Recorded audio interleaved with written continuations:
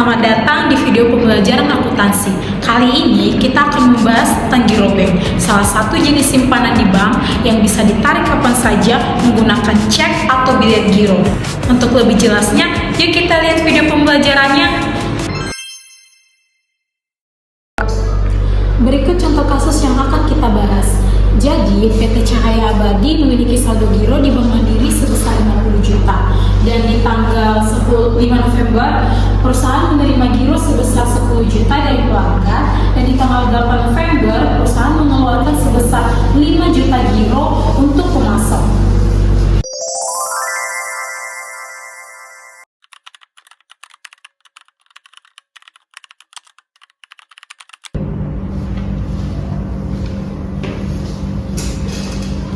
Permisi, perkenalkan nama saya Gladys dari PT Cahaya Abadi.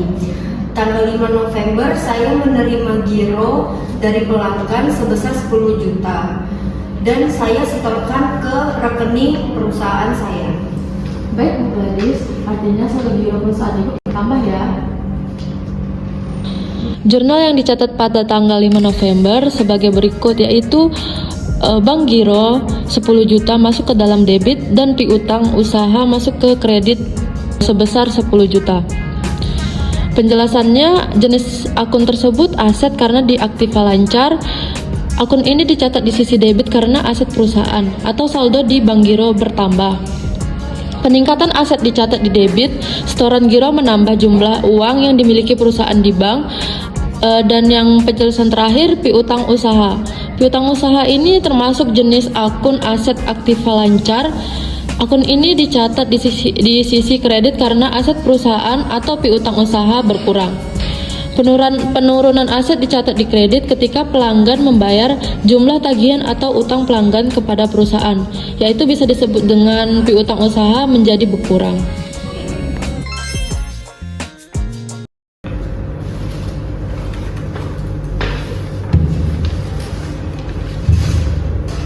Bu, sekarang tanggal 8 November, saya ingin membayar pemasok bahan baku sebesar 5 juta menggunakan giro. Baik, maka pencatatan jurnalnya seperti ini ya Bu. Jurnal bisa saya jelaskan sebagai berikut. Utang usaha 5 juta dimasukkan ke dalam debit dan Bank Giro 5 juta dimasukkan ke dalam kredit. Penjelasannya yaitu jenis akun tersebut dari kewajiban, yaitu liabilitas.